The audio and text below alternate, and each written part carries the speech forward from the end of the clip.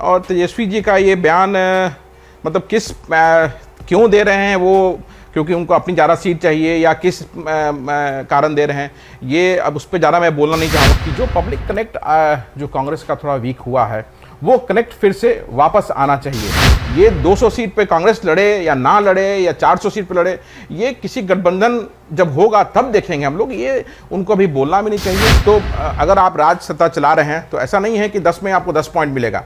बहुत सारी चीज़ें उन्होंने किया है, बहुत सारी चीज़ें अभी की जानी है। क्राइम जो है बहुत ज़्यादा बढ़ गया है। हर दिन आप देख रहे हैं कि बलात्कार बहुत ज़्यादा हो रहा है। 2 महीने की बच्ची को भी नहीं छोड़ा जा रहा है, उसका बलात्कार कर दिया जा रहा है।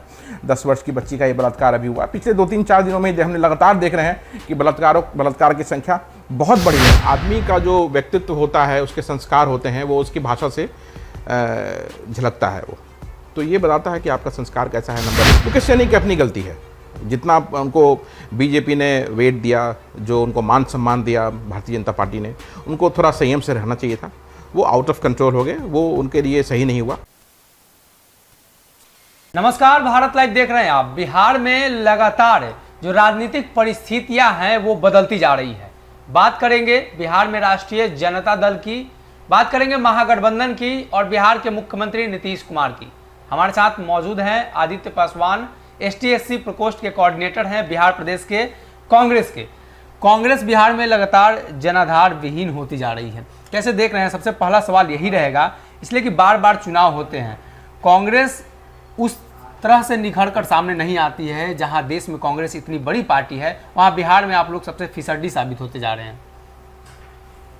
सबसे पहले आपका बहुत बहुत धन्यवाद कि आपने मुझे आज अपने प्लेटफॉर्म पे बोलने का अवसर दिया। अब रही बात आपके सवाल की, तो हम लोग उस पर आते हैं कि देखिए अभी क्या है ना कि कांग्रेस एक ट्रांजिशन फेज से चल रही है और आने वाले दिनों में आपको बहुत सारी ऑर्गेनाइजेशनल चेंजेस कांग्रेस में दिखेंगी, जो राष्ट्रीय स्तर पे होगी और प्रादेशिक स्तर पे होगी जी। और मेरा पर्सनल अपना मानना है, जो कहीं कुछ कमियां रही थी उसको दूर की जाएगी। और मैं आपके माध्यम से, अपनी आवाज़ के माध्यम से, जहाँ तक मेरी आवाज़ जाए, अगर शायद कांग्रेस में भी लोग ऊपर तक सुने तो इस पे शायद अगर पॉसिबल हो तो थोड़ा ध्यान दें कि जो पब्लिक कनेक्ट जो कांग्रेस का थोड़ा वीक हुआ है, वो कनेक्ट फिर से वापस आना चाहिए। क्योंकि देखिए अब पहले जहाँ तक जो हमारे मेंटोर्स रहे हैं कांग्रेस में, और जो हमारे पुराने लोग जो कांग्रेस के रहे हैं, उनसे हमेशा बात होती रहती है। और मुझे भी जहाँ तक याद पड़ता है कि जो स्वर्गीय इंदिरा गांधी जी का जो समय था, स्वर्गीय राजीव गांधी जी का जो समय था, जो उनका कनेक्ट होता था लोगों के साथ, आम लोगों के साथ, कार्यकर्ताओं के साथ, वो बिल्कुल डिफरेंट था। वो बाय नेम एक जानते थे लोगों को, और जब जाते थे किसी कार्यक्रम में और कार्यकर्ताओं से इस तरह से मिलते थे, उनसे पर्सनली बात होती थी, तो कार्यकर्ता का ना ऑटोमेटिक ऊर्जा बढ़ता था। तो वो कनेक्ट वापस फिर से आना चाहिए। और मेरे ख्याल से ज़्यादा कुछ करने की ज़रूरत नहीं है। पब्लिक में आम लोगों के साथ कनेक्ट एक बार फिर से जुड़ जाएगा तो ऑटोमेटिक देखेंगे कि चीज़ें बदलाव की तरफ आ जाएगी। क्योंकि अभी देश की जो स्थिति है वो बिल्कुल बीजेपी ने ख़राब करके रख दिया है। मतलब मैं बहुत ज़्यादा इस पर बोलना नहीं चाहूँगा, लेकिन जब देश की बात आती है तो अगर आप चुप हैं तो देश के साथ वो आप न्याय नहीं कर रहे हैं। तो जो आज धर्म की राजनीति पे हम लोग देख रहे हैं, धर्म की राजनीति पे चल रहे हैं, ये बहुत दिन चलने वाला नहीं है। हमेशा धर्म की राजनीति कर करके लोगों को आम मुद्दों से भटकाने का प्रयास भारतीय जनता पार्टी करती आई है।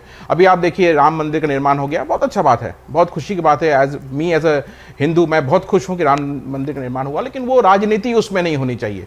दूसरी बात कि अब भारतीय जनता पार्टी लोगों को भ्रमित करने का कैसे कोशिश करेगी, जिसकी शुरुआत उसने कर दी है कॉमन सिविल कोड ला करके।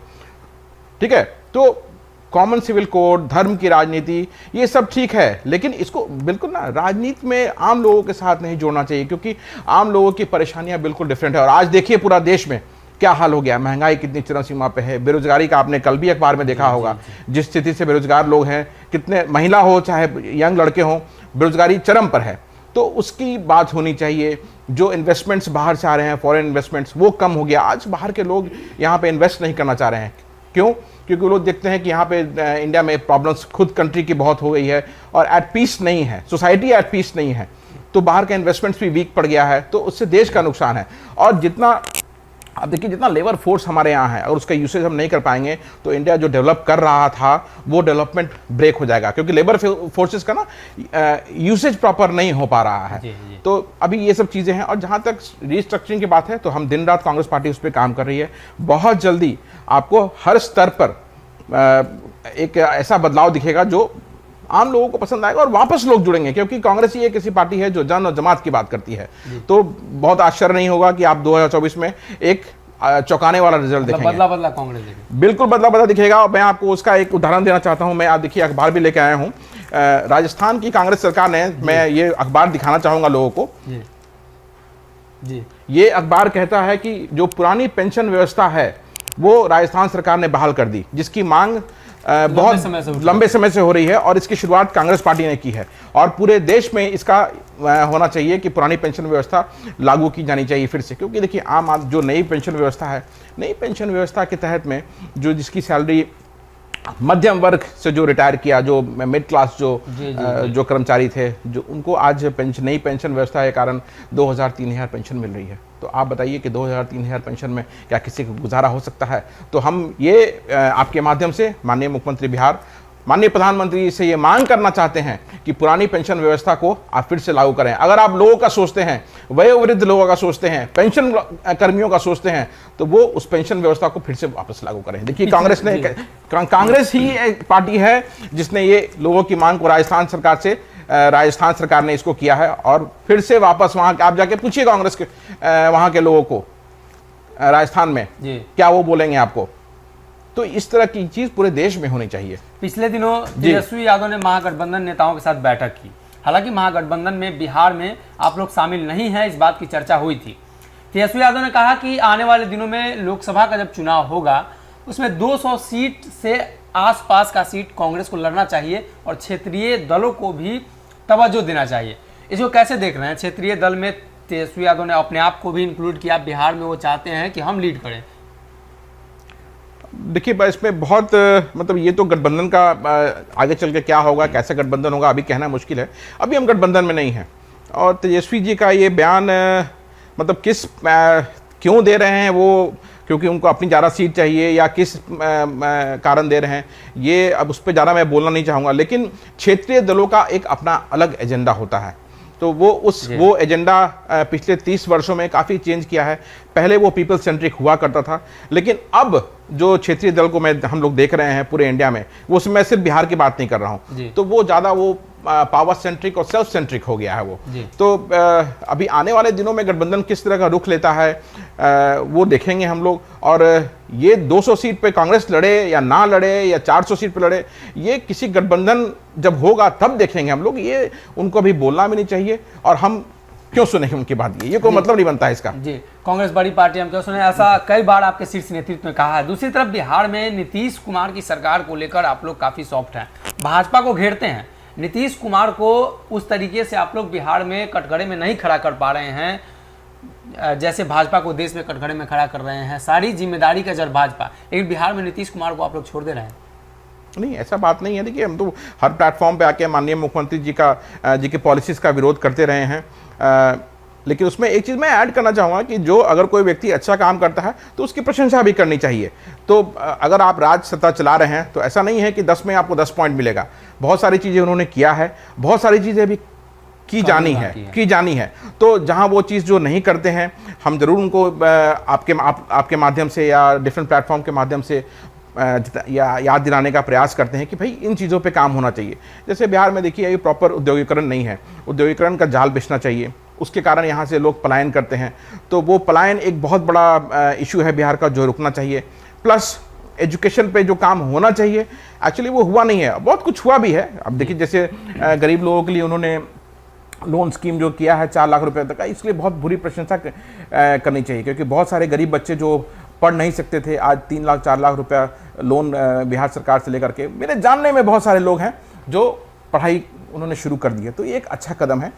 तो कुछ अच्छी चीज़ें हुई भी हैं और जो चीज़ नहीं हुई है तो आपके माध्यम से मैं ज़रूर माननीय मुख्यमंत्री बिहार को बोलना चाहूँगा कि उसका सुधार करें। खासकर आज बिहार में क्राइम जो है बहुत ज़्यादा बढ़ गया है। हर दिन आप देख रहे हैं कि बलात्कार बहुत ज़्यादा हो रहा है। 2 महीने की बच्ची को भी नहीं छोड़ा जा रहा है, उसका बलात्कार कर दिया जा रहा है। 10 वर्ष की बच्ची का ये बलात्कार अभी हुआ। पिछले 2-3-4 दिनों में हमने लगातार देख रहे हैं कि बलात्कार की संख्या बहुत बढ़ी है। और उस हिसाब से अगर आप देखेंगे पिछले कुछ महीनों का, सालों का, तो ओवरऑल क्राइम का रेट जो है बहुत ज़्यादा बढ़ा है और उसको कंट्रोल करने में सरकार सफल नहीं है। तो मैं आपके माध्यम से बोलना चाहूँगा कि इस तरफ देखने की आवश्यकता है। बिहार में जितने भी राजनीतिक दल हैं उसके साथ कहीं ना कहीं आप रहे हैं, अगर भाजपा को छोड़ दे तो।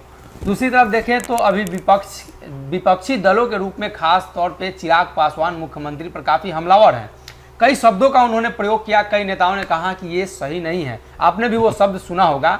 आप कैसे देख रहे हैं चिराग पासवान के उन शब्दों का, चिराग पासवान के विरोध करने के उस तरीके को?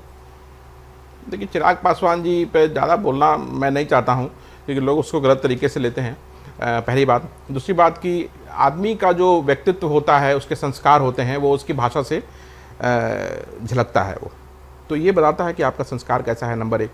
नंबर दो कि वो पापा के बेटे हैं अपने, जिसकी चर्चा वो हमेशा करते हैं, उसी के माध्यम से वोट लेने का प्रयास भी करते हैं। आदरणीय रामविलास पासवान जी का ही जिक्र करते हैं अपने भाषणों में हमेशा, हर जगह, और उसी वही एक उनके पास मुद्दा है, उसके कारण उसको इशू बना करके वो वोट लेने का प्रयास करते हैं। तो बहुत ज़्यादा उनके बारे में बोलने की आवश्यकता नहीं है। जब देश की बात आती है तो हम देश की बात करते हैं। मैं पावर सेंट्रिक और सेल्फ सेंट्रिक लोगों के बारे में बात करना पसंद नहीं करता। बिहार में मुकेश सहनी भी सरकार में शामिल थे, अचानक से उन्हें बाहर किया गया। इस घटना को आप कैसे देख रही है, कांग्रेस कैसे देख रही है? मुकेश सहनी की अपनी गलती है। जितना उनको बीजेपी ने वेट दिया, जो उनको मान सम्मान दिया भारतीय जनता पार्टी ने, उनको थोड़ा संयम से रहना चाहिए था। वो आउट ऑफ कंट्रोल हो गए, वो उनके लिए सही नहीं हुआ। मेरे ख्याल से शायद वो थोड़ा संयम बरतते और भाजपा के साथ जाते तो उनका फ्यूचर बहुत ब्राइट था। और अभी मतलब लोग कहते हैं कि मुकेश सहनी जी का सफाया हो गया, ख़त्म हो गए, कमज़ोर हो गए। तो राजनीति में कभी कोई कमज़ोर होता नहीं है। आने वाला दिन बताएगा कि मुकेश सहनी जी कैसे, क्या उनका परफॉर्मेंस होता है, किस तरफ जाते हैं वो। लेकिन जो हुआ उनके साथ, वो गलत हुआ सही हुआ वो बात मैं नहीं जानता हूँ, लेकिन हाँ, ये उसमें उनकी अपनी गलती थी जिसके कारण ऐसा हुआ। अच्छा, देश में बातचीत चल रही है। प्रशांत किशोर नए तरीके से कांग्रेस को अब आगे बढ़ाने की कोशिश, 800 पन्नों का उन्होंने एक डॉक्यूमेंट सौंपा था। अब खबर यह है कि प्रशांत किशोर ने कांग्रेस में शामिल होने से भी इनकार किया है। उनका मानना है कि हम आपके साथ रहेंगे लेकिन शामिल नहीं होंगे कांग्रेस में।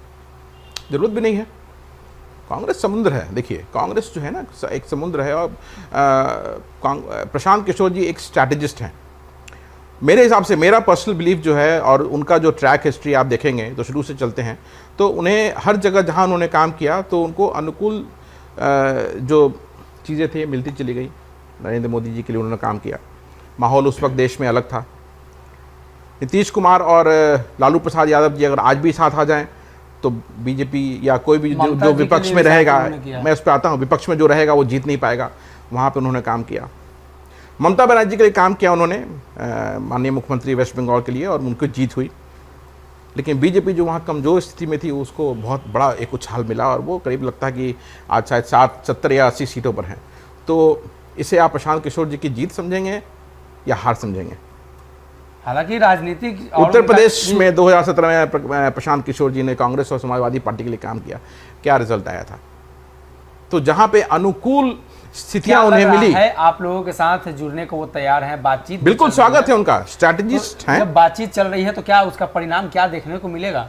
देखिए, रोल रिवर्सल कभी नहीं हो सकता है। A leader will always be a leader, ठीक है ना?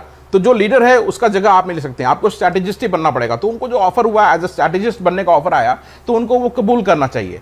वो लीडरशिप का रोल उनको क्यों चाहिए, है ना? तो वो दिखाता है कि वो आगे की सोच रख करके वो ऐसा कुछ करना चाह रहे हैं, क्योंकि वो जानते हैं कि आने वाले दिनों में कांग्रेस वापस फिर से आएगी। तो मेरा ये मानना है कि एज अ स्ट्रैटेजिस्ट उनको कांग्रेस के साथ जुड़ना चाहिए। और जहाँ तक कांग्रेस पार्टी की बात है, जैसा मैंने आपको पहले बोला कि एक बार फिर से आम लोगों के साथ कनेक्ट मिल गया वापस पार्टी का, तो फिर वापस आने में कोई रोक सकता नहीं है पार्टी को। क्योंकि आप देखेंगे कि धर्म की राजनीति देश में बहुत दिन चलने वाली नहीं है। धर्म से लोगों का पेट नहीं चलेगा। तो वो आज नहीं कल वो खत्म होना है, और लोग परेशान होना शुरू हो चुके हैं, जो आज देश में महंगाई है उसके कारण। कांग्रेस का अध्यक्ष अब कब बदला जाएगा? हालांकि मदन मोहन झा ने इस्तीफा वहां पे सौंप कर बिहार उनकी वापसी हो चुकी है। क्या लग रहा है आने वाले दिनों में कब तक कांग्रेस को नया अध्यक्ष मिल सकता है? बहुत जल्दी आप देखेंगे कांग्रेस में एक नया चेहरा जो सर्वमान होगा, जमात का चेहरा होगा, लोगों से कनेक्ट करने वाला होगा, वो आपको दिखेगा। क्या लग रहा है कौन कौन से व्यक्ति उस लिस्ट में शामिल हैं? इस पे मैं टिप्पणी नहीं करना चाहूँगा कि कौन लोग हैं या कौन बनेगा, लेकिन एक ऐसा चेहरा बनेगा, I am sure about it, कि जो लोगों से इसका कनेक्ट बहुत अच्छा होगा और सब लोगों को वो साथ लेके चलेगा। जी, आदित्य पासवान थे जिन्होंने कांग्रेस को लेकर कई सारे बातें कही हैं और इनका मानना है कि कांग्रेस अब धीरे धीरे बिहार में उभरेगी। देश के कई हिस्सों में कांग्रेस एक बार फिर से सत्ता में आ चुकी है। चाहे हम बात करें मध्य प्रदेश में, हालांकि मध्य प्रदेश में परिस्थितियां बदली, राजस्थान की बात करें या महाराष्ट्र की बात करें, कई जगह कांग्रेस मजबूती से सामने आई है। लेकिन जो कई क्षेत्र हैं उत्तर भारत के जहां पे कांग्रेस अभी भी नगण्य की स्थिति में है, चाहे पिछले दिनों जो बिहार में उपचुनाव हुए हैं उसका परिणाम देखिए या आम चुनाव होते हैं उसमें जो प्रदर्शन है लगातार गिरता जा रहा है। ऐसे में कांग्रेस को नए चेहरे मिलने वाले हैं। एक बार फिर से मदन मोहन झा ने जब इस्तीफा सौंपा है तो नए लोगों की वापसी होगी और उसके बाद कांग्रेस बिहार में रिकवरी कर पाएगी या नहीं, ये तो आने वाले वक्त में ही पता चलेगा। फिलहाल के लिए इस खबर में इतना। अगर ये वीडियो पसंद आई और वह बिहार के राजनीति और बिहारियत से सरोकार रखेनी तो सब्सक्राइब बटन दबा के चैनल के सब्सक्राइब कर ली। ओजे एगो घंटी बा, ओकरा बटन दबा देला से कुल सटीक और मारक खबर रुआ मुफ्त में मिल जाई। अगर रुआ पत्रकारिता के हमनी के नया प्रयोग में सहयोग कर चाहतानी तो ज्वाइन बटन दबा दी। पेटीएम नंबर नोट कर ली 9386816700। धन्यवाद।